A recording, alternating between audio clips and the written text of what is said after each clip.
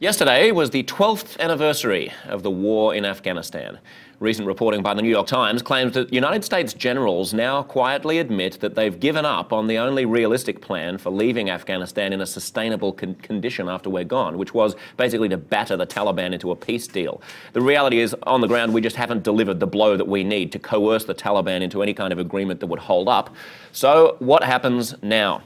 Joining me are Banari Poulton, an Afghanistan war veteran in New York, Josh Hirsch, foreign policy correspondent for the Huffington Post, Maha Tal is a contributor for Forbes, and Taufiq Rahim, a political analyst in Dubai. By phone, we have Namat Sadat, a professor at American University of Afghanistan. He's joining us from Kabul, and it looks like Namat is just joining the Google Hangout now. Hi, everybody. Josh, I just want to come to you first. You know, the headline here in the New York Times about generals giving up on any possibility of a deal with the Taliban. What would that mean on the ground in Afghanistan after we leave? After we leave, which is at this point 2 years from now, it kind of means anything, but potentially a free for all. You know, one of the interesting things that's going on is there are a great deal of reports coming out right now. ICG, the crisis group, had one out that comes out today that says that the prospects for a kind of economic resolution, a political resolution within Afghanistan are very slim. That's leaving us aside. That's looking at Karzai, his government, at his ability to have an election that won't be riddled with fraud, to come to some sort of peaceable arrangement with the Taliban. That's very challenging looking ahead. Even if you know this is looking at 2 years down the road. So. I think it was, if there's ever a hope of battering the Taliban out of existence, I don't think that was ever really the plan. I think the plan was to try to convince the Taliban, if you will, that it ought to play ball in this political system. But you're not going to convince the Taliban by using candy. You're going to convince the Taliban by being a sufficiently viable adversary that they feel compelled, they feel it's actually more in their interest to play ball than to continue fighting, right? No, that was the idea, certainly. Yeah, the idea. I think the idea was a combination of things. One of which was that hopefully you would get, the Taliban. They're not a random bunch of thugs running around. They're actually somewhat accountable, or maybe quite accountable to the people who they work with. This is how insurgencies work, and this is how this is part of the challenge for us going in with the military, trying to defeat an insurgency always. So the hope was that maybe we would convince the Taliban that it was in their interest to participate in the process, and that the people would demand that of them, rather than actually physically forcing them into submission. I think that was always a pipe dream. Right. And Josh, I know that you might have to leave early, so feel free to duck out whenever you can, and right. Thank you in advance for being part of it. In fact, anyone can always feel free to jump in on this conversation at any point. You don't have to wait to ask a question. As Josh was saying about what comes after, I think that the people on the ground are actually the most important component of this. It's what tools we can provide to the people themselves, and hopefully from the ground up start building something in which they force a change in the conditions. The main thing that we're really talking about is creating an infrastructure that can be sustainable after we leave.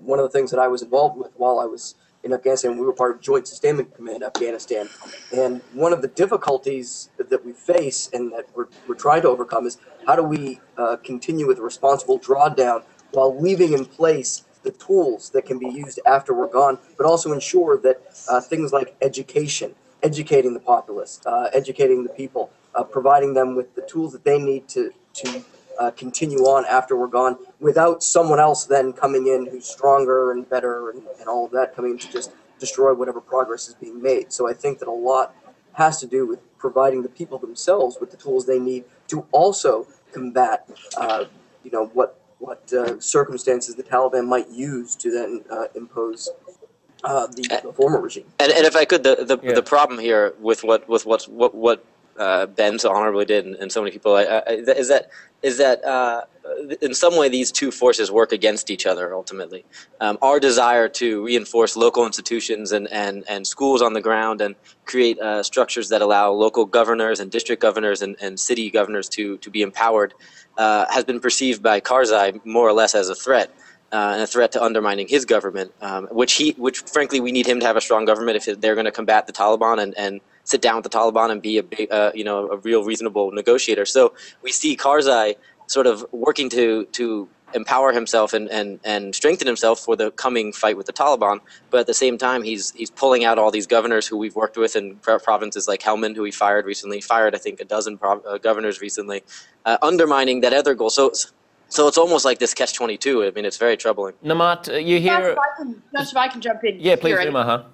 I think that's a good point about the threat that he perceives from some of the institutions that we're building, because from my perspective, I mean, I write mostly about the economic impact of these types of conflicts. And, when I look at what's happening, I think when we pull out, there's a very good chance that a lot of the economic development components of what we've done while we're there will disappear, because the Karzai government doesn't have an incentive to invest in those institutions because they're power centers independent of what he's doing. And a lot of our work, for very good reasons, a lot of our development work has been focused on the empowerment of women. That's one of the few positive stories to come out of the last 10 years, is that Afghanistan has a constitution now in which women have equal right to, equal treatment under the law, the right to an education, the right to, to go to work, the right to hold political office. It's really an extraordinary document. And that is the first thing you bargain away if you're the Karzai government. And you're engaging in peace talks with the Taliban. And if that goes away, actually that is the pin that holds together so much of the economic development, because there's a huge correlation between the economic empowerment of women and the economic growth of a country. It is the thing that holds together the peace in many ways, because there's a correlation between violence against women, the treatment of women, and overall conflict. And that's the kind of thing you really can ensure if there isn't a NATO military presence on the ground. Namat, when Maha talks about education, about women's rights, and we heard Banari talk about how these are the fundamental issues as well, I mean, the reality is if you have two very different conflicting visions of what a good society should be, on the one hand, the sort of Western democratic one, and on the other hand, the one that's closer to what the Taliban would like to impose, I mean, according to these latest reports, the best case scenario has now been reduced to one in which, as a result of NATO's training and armaments, the Taliban find the Afghan army so overwhelming, so formidable an adversary that they expect that they can be compelled in the years after we withdraw to come to terms with what they now perceive as being a puppet government. I just don't understand why the Taliban. You're not going to win over the Taliban with education and human rights. You're going to win them over through force. And why on earth would the Afghan army be able to accomplish what the most powerful military in history has been unable to achieve in a dozen years? Well, yeah, you bring up a very good point. The last 11 years, we have been trying to provide like carrots and sticks and try to entice the Taliban. People, low-ranking Taliban, have given up their farms, and they've pretty much allowed themselves to be reintegrated. But we're not just talking about the Taliban here. There's 5 different insurgency groups here: Taliban, Al-Qaeda, Haqqani Network, Lashkar-Taiba, and the Hizb Islami that's run by Gulbuddin Hekmatyar. These insurgents groups get their support by people who sympathize with radical ideas. They object liberty, they object modernity, they object enlightenment, education, and let's just expand the discussion here. I mean, I'm talking to you from my international relations class. I'm here with 28 students. I have about 5 students in this class. The 5 female students, I have 5 female students. It's not just their lives that are in jeopardy. Every single person here, their life is in danger. Everybody is here who is part of civil society, who is part of this international community, is in danger. So we need to expand this discussion here, because when we're focusing just on women's rights, it pretty much limits it, because there's also the potential threat. Liberal Pashtuns who oppose the idea of the Taliban, they also will be killed. Shias and Sufis will also be targeted. Ethnic Hazaras, Tajiks, Uzbeks. So pretty much, let's expand the discussion here. And the international community will not be able to keep its presence here, which creates a dangerous vacuum, because either major civil war is going to erupt. And let's talk back about these negotiations. Why are we going to negotiate and bring Pakistan to the table when they're still sponsoring these 5 insurgent groups? And if we expand the discussion to include Pakistan, then India wants a seat at the table, and then Russia and China and Iran, and creates a slippery slope. Now, I want to make a mention about Hamid Karzai. Hamid Karzai, just a couple of days ago, had said that the United States has under-resourced and underfunded the ANA and the ANP. So how is this regime going to be self-sufficient and be able to fend off and push back these radical forces when the U.S. and NATO leave? Who's going to fill in this vacuum? What would you have us do? Well, I personally think that, you know what, let's wait and see what until happens in the U.S. elections in November. This is what I believe, that there will still be a U.S. and NATO presence, end of combat operations, but the U.S. and NATO will continue to keep a military presence here because the stakes are too high. The stakes are too high. The negotiations are not going to work. Let's be clear about that. If negotiations would have worked, we would already had negotiations in Qatar last year. But as you know, negotiations broke down. You cannot have, look, the Taliban don't just want a few ministries. They want to overthrow everyone. Gulbuddin Hekmatyar, as you know, he's a very radical warlord. He basically wants to overthrow this regime entirely. I have a question to ask you. Did the United States, did they negotiate with Nazi Germany and Imperial Japan? Did we negotiate with communists? No. The United States, defended itself against the World War II against Imperial Japan and Germany, and also against the Soviet Union and communism. So why are we negotiating with terrorists? Taufiq, you can hear the passion in Namat's voice. Yeah. I mean, Namat is there, right? He's on the ground there in Kabul, and I'm so sympathetic. But I just want to get your take. I mean, the reason why he says we didn't negotiate with Nazis and we didn't negotiate with communists. That's because we plausibly believed we could beat them. I just don't think there's any sense that we can beat the Taliban. Well, there's a second element, and I actually sympathize very much with what Namat is saying, and I think he's right to say that the reemergence and resurgence of the Taliban in 2014, perhaps even to power, is a threat to a broad-based group of people from religious minorities, ethnic minorities, liberal individuals, Sufis, other Islamic traditions. So I do agree with Namat very much so, and that we could be seeing the specter of something very grave. But in the comparison to Nazi Germany and Imperial Japan, the reality is those groups were looking to expand, again, with imperial ambitions beyond their borders. Nazi Germany through much of Europe, and then obviously towards Russia in the end.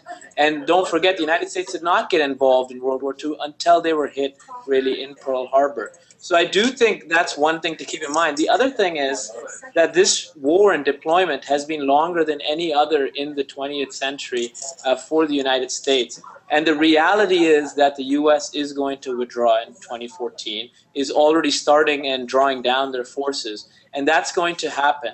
So I think what we have to have as a starting point is to say, what can be done to the extent possible to prevent the very grave situation that Namat has accurately described.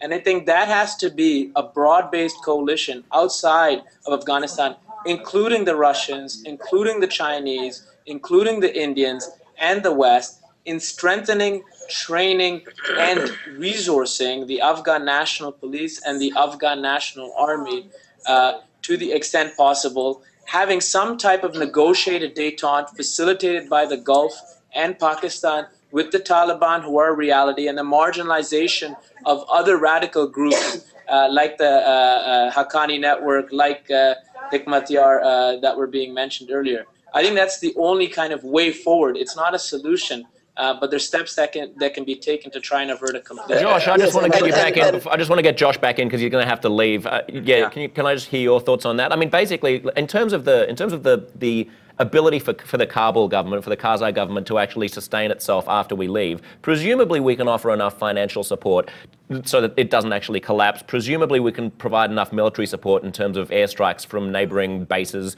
to prevent the Taliban from mobilizing tanks and aircraft and actually taking Kabul. Is that any kind of a solution?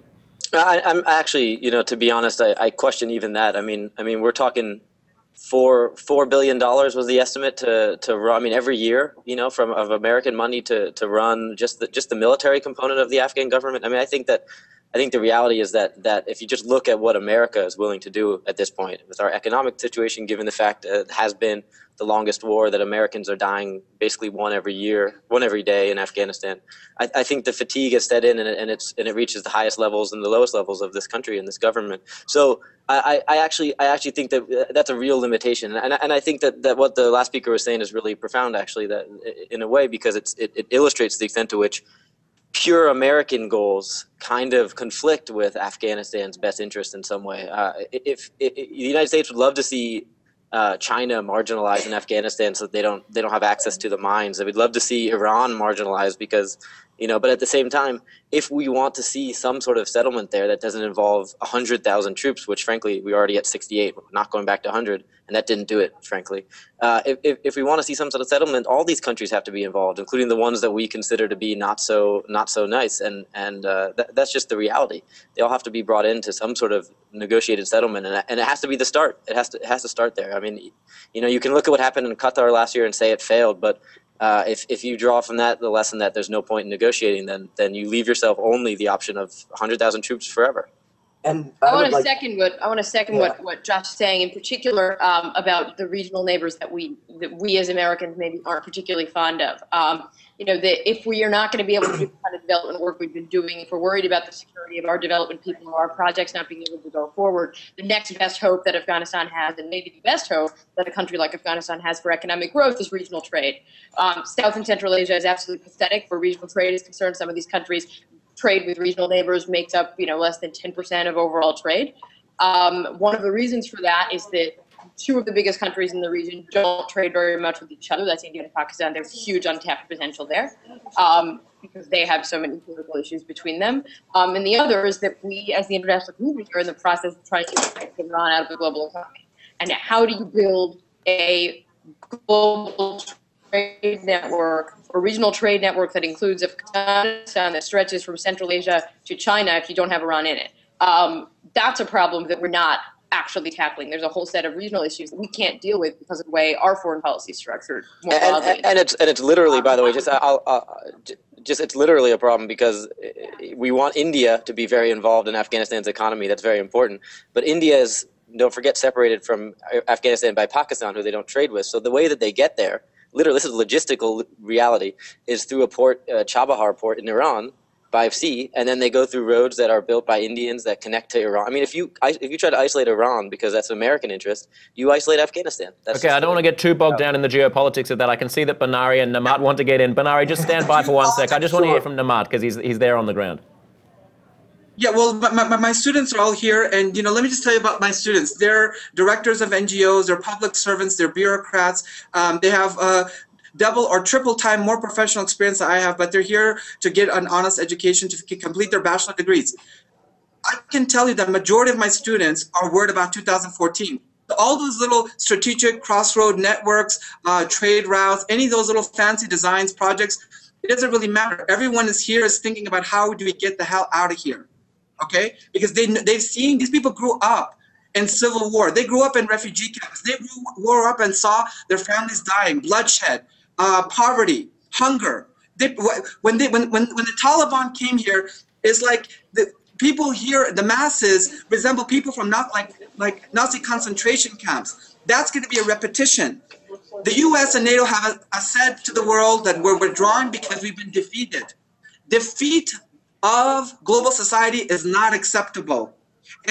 But the problem here is that you cannot keep a democracy at home in Europe and the United States, keep a costly, long, and expensive war and still to call yourself a democracy. But the Americans and the Europeans and the rest of the world need to understand that if they withdraw here, if Afghans are losing their lives every day here, once these insurgents groups retake control, the fight will come back to Europe and United States. They're going to come back and target New York, Washington, D.C., and other capitals. Banari, the problem here, I believe, is that people just don't believe what Namat. I mean, it's so painful to hear that point of view being made, but I don't believe that an American voter believes that if we leave Afghanistan, that's going to come back and blow back at us with more terrorist attacks here. Well, I think that there is a strategic concern. And I think that the one thing that has to be clear is that the withdrawal has been going on for some time now. This is not a withdrawal of defeat. This was the plan. And just to take exception with the idea that there wasn't negotiation post-World War II, and even with the communists, there was the Marshall Plan established after World War II. That was the Department of State. That was but that was after an overwhelming and complete catastrophic defeat for the Nazis. But the main thing was removing trade barriers and modernizing industry. That was an essential component of that plan. That is the same thing that we're talking about now in a post-war situation. We're not in a post-war situation. We're in a current war situation. I do think we can talk about trade. I love to talk about trade and private sector development. Denari, I love to talk about trade and private sector development, and I'm with you, and I've looked at that issue specifically in Afghanistan. But I think there is an order of, there is an issue of peace and stability and law and order that precedes that. And I think the students that Nemet is talking about, I mean, I do think day one of the U.S. withdrawal, people who can will be looking to get out, right? And I agree. What if I could just respond to the point that the host made? I mean, at the end, sorry, I just forgot the name. Was it John or Josh? Yeah, Josh. Josh. I mean, if, for example, the U.S. withdraws and the average voter thinks it's done with, I think that's a mistake, because Afghanistan could very much quickly spill over into the neighboring countries and be a security issue. So I do think while the U.S. can withdraw, it cannot abandon Afghanistan like what happened in 1989 and 1990. That has to be clear. Maha, you were critical when Obama announced the 2014 deadline of setting that kind of a deadline. You were saying, you know, that just allows the Taliban to lay low if they know that when we're going to leave. I mean, the point now with these latest reports about the pessimism, I guess, amongst US generals that we're going to get any closer to defeating the Taliban before 2014, I think what a lot of Americans then ask themselves is, well, if even a raging Taliban insurgency is no obstacle to our departure, then why are we even waiting until 2014? What are the Americans who are going to die between now and then dying for if we're going to be willing to leave under any circumstance? And that's been true since 2009. And you can sort of, I mean, you can actually go back and look at, you know, polling on support for the war, and it does drop off immediately after that because there is a perception of we've already preemptively, you know, conceded. And I think, you know, what I was saying at the time, and I was a correspondent in Pakistan at the time when I was writing that, but that, you know, that if you announce that you are going to leave, then you've already given away the most important thing you could give away in negotiations, because the negotiations are, we give you these, you know, you do these things, right? You lay down your arms, you agree, you know, to respect all of the agreements that we've reached vis-a-vis women, vis-a-vis minorities, in exchange for we're going to walk away from here. So if you've already said we're going to walk away from here, then there's no carrot that you have in those talks, and that's why those talks aren't going anywhere. Namat, even if we could train Afghan forces, right? I mean, we spent $12 billion in 2010 on training Afghan forces. Even if we could train them up to a level at which they could oppose the Taliban and all of the other extremist parties, not just the Taliban, which is a good point that you make, that doesn't guarantee their loyalty, the loyalty of the Afghan forces to a Kabul government.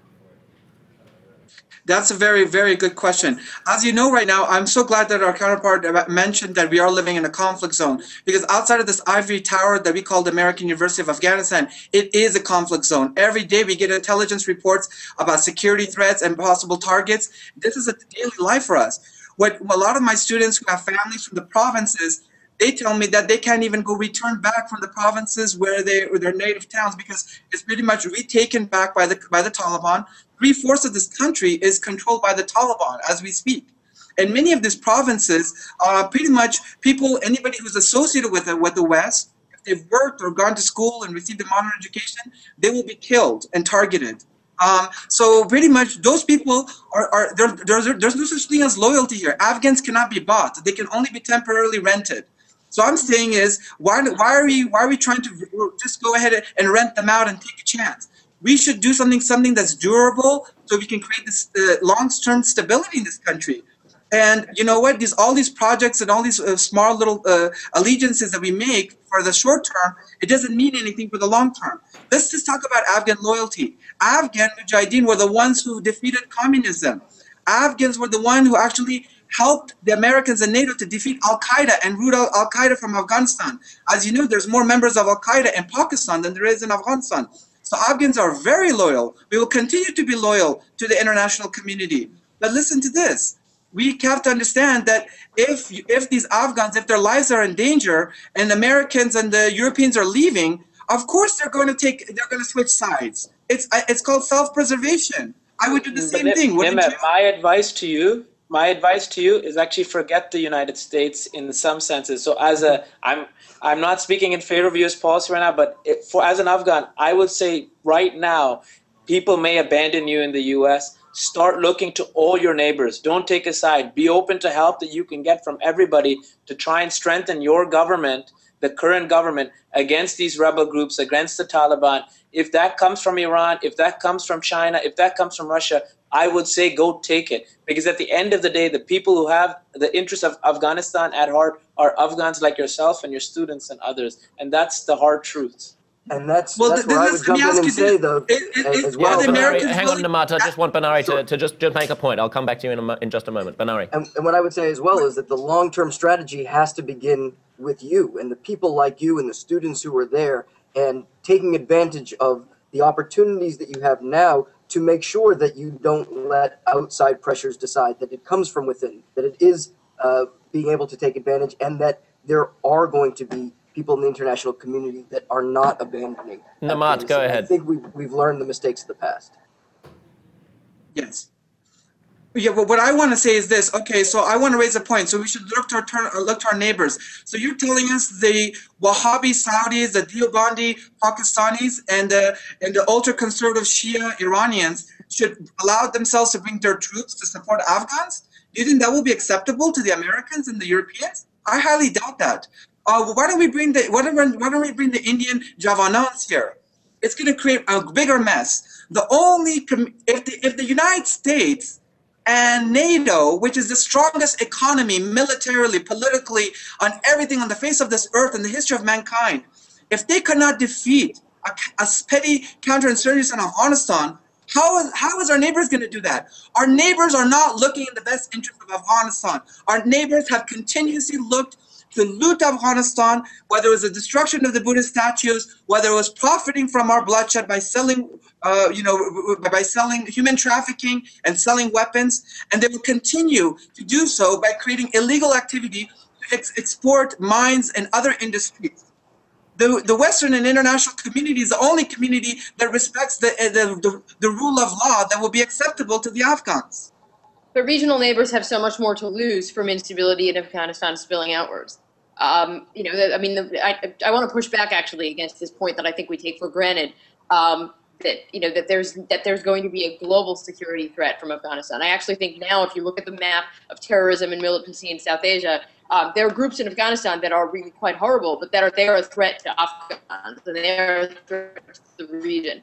And the groups that you look at, the operations that are a genuine security threat to the West, that are much more likely to plant a bomb in the middle of Times Square, they're operating elsewhere now. They're operating out of Pakistan. They've moved on. They're operating out of the Gulf. They're operating out of Somalia. They're elsewhere. And so actually the threat in Afghanistan is a much bigger threat locally and for the region. I think the incentives are now quite different to what they were in the 80s and 90s, just because the map of insurgency has actually changed. Namat, do you want to respond to that? I definitely agree with that. Well, we're talking about Afghanistan. Before 2001, the Taliban, it was pretty much, their enemies, their nemesis, was pretty much different factions within Afghanistan. Only the Panjshir Valley with Ahmad Shah Massoud was the only region of Afghanistan that was not controlled by the Taliban, right? So the goal of the Taliban, which is supported by Pakistan's ISI, was to pretty much make this part of their, to basically dominate this country so they can have a springboard to Middle East and Central Asia. Well, we know now that Taliban is a transnational movement. And when I mean Taliban, I mean including also those other insurgents groups that we also lump up together with the Taliban. So they have insurgency activity also in Uzbekistan and Tajikistan. They can destabilize the whole region. Their goal is, they have a much bigger idea of a jihadi state. The jihadi state before was limited to Afghanistan. Now it's actually thinking about, now that we fought them for 11 years, you think that they're just going to be able to negotiate a civil process? No, they have big dreams and big ambitions. They're like, if we can defeat the United States, if we can defeat an imperial power, maybe we can become an imperial power. That's what they're thinking. Taufiq, I just want to look longer term about this and look down the track. Rory Stewart is a conservative British politician. He was, you know, and I'm sure he was a senior coalition official who was in charge of one of the provinces in occupied Iraq in 2003 and 2004. He actually walked right across Afghanistan by himself over a period of 32 days in 2002. He knows what he's talking about. He has a recent article in the Financial Times, which we can bring up here. I just want to quote you a line from it. He says, "There is no military solution and no political solution either, nor will there be before the troops leave. We will have to deal for decades with a troubled Afghanistan, which is not likely in my lifetime to be as wealthy as Libya, as effectively governed as Iraq, as educated as Syria, or as institutionally mature as Pakistan." When you're on the losing end of a comparison with Libya, Iraq, Syria, and Pakistan, what resources can Afghanistan deploy to sustain itself in the long term? You know, having been and worked in all those places, I would agree with his determination, unfortunately, of the situation in Afghanistan. I do think that in the longer term, there is a resource base and a wealth of resources, particularly in mining and minerals in Afghanistan, that can contribute to some longer economic growth. But as we're saying, there's about a 5 to 10 year climb out of the withdrawal of the military to kind of reconsolidate some type of situation in Afghanistan. And as Nimit said, with 3/4 of the country controlled by the Taliban, it's not going to go away with NATO involvement. It's going to go away with whatever type of initiative emerges after NATO's involvement. And that will have the involvement of people, neighboring countries that have been rightly pointed out that have a threat of destabilization. They will contribute to the strengthening of a central authority in Afghanistan. It's in their interest to have a strong central authority in Afghanistan. But right now, with the marginalization of Pakistan, what they're doing is supporting the Taliban as that central authority. And if there's any hope that comes forward, I think it has to come from Afghanistan and Pakistan figuring out a way to work together to support that central authority. In this case, even if all of this happens, there is no solution. I think as Rory Stewart has pointed out, we don't know what that magic solution or silver bullet is, but it has to start with looking forward after the NATO withdrawal. Yeah. Namat, I can see that you're showing us your students. Are these your students? Yeah, these are my students. I wanted to show you. These are the faces. These are the leaders, the current leaders of Afghanistan right now. They're not the future leaders. Like, as you know, in the United States, we educate, we provide a BA to, you know, the future leaders. These are the current leaders. These are the people that are pretty much on the front lines, working, like I said, as public servants or in the private sector in Kabul.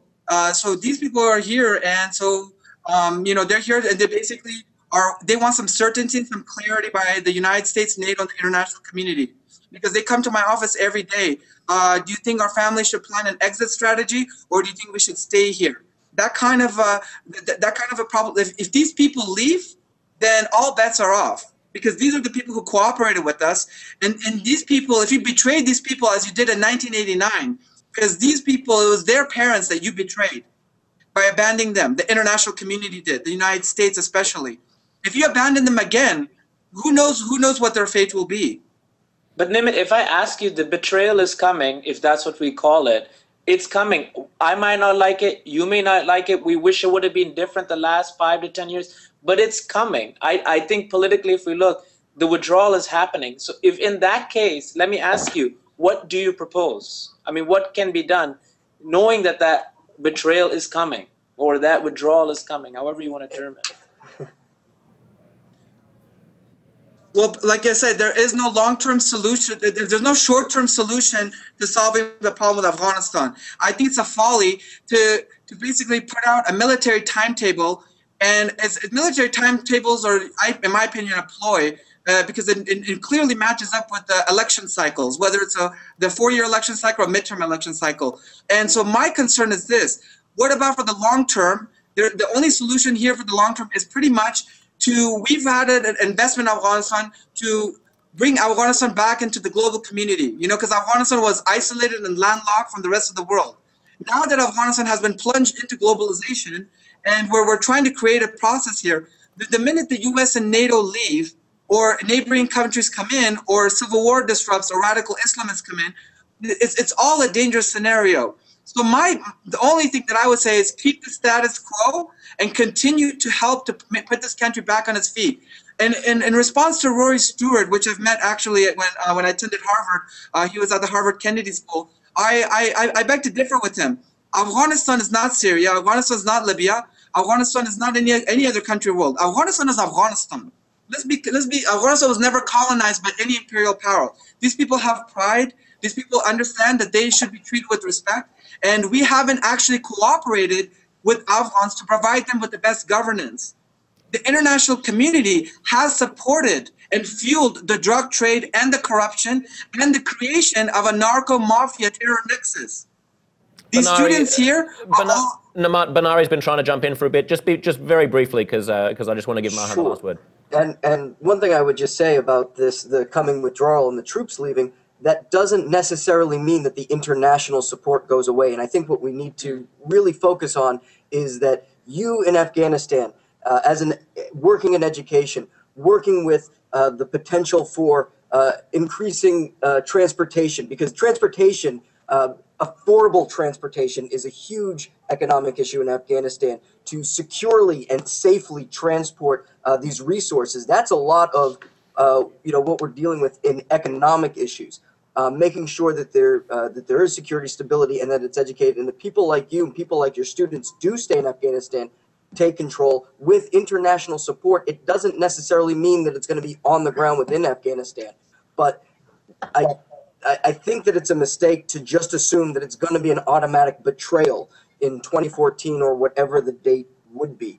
I think we need to at least stay optimistic that we can have a responsible withdrawal and not see an immediate betrayal, that we can see some progress and take the first steps towards a long-term plan with international community, not necessarily on the ground, but still international community with the main drive coming from Afghans on the ground. Maha, I just want to give you a brief last word here. It's so heartbreaking because the reality is that plan A is that we stay there for as long as it takes to make sure that we don't betray the Afghans. And plan B is there is no plan B, just stick with plan A. And plan A, in reality, is not happening. The reality is in 2014, we're out. What does that mean in the long term? Plan B is actually the Blackwell plan. The Senator Blackwell said Plan B. Actually wrote an article in Foreign Affairs, which my students have read. Is actually the partitioning of Afghanistan to a northern Afghanistan,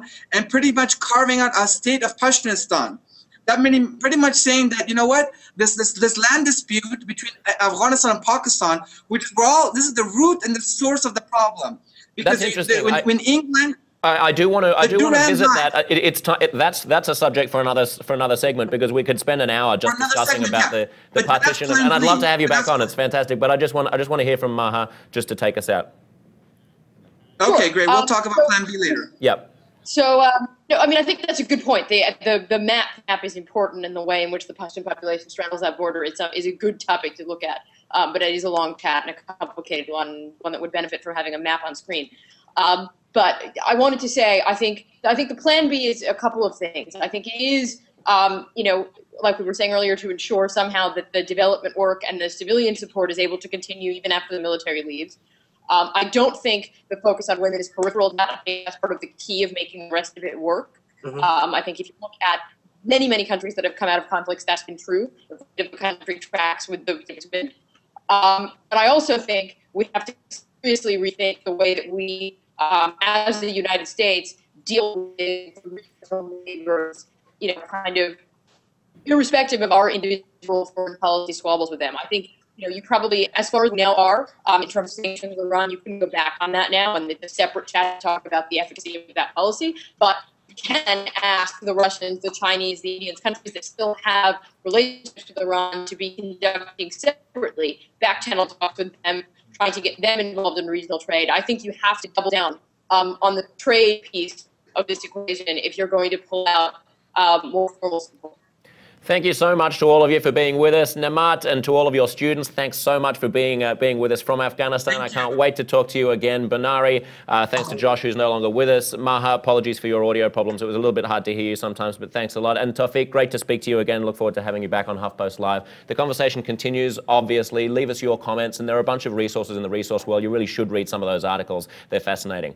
The conversation continues on HuffPost Live.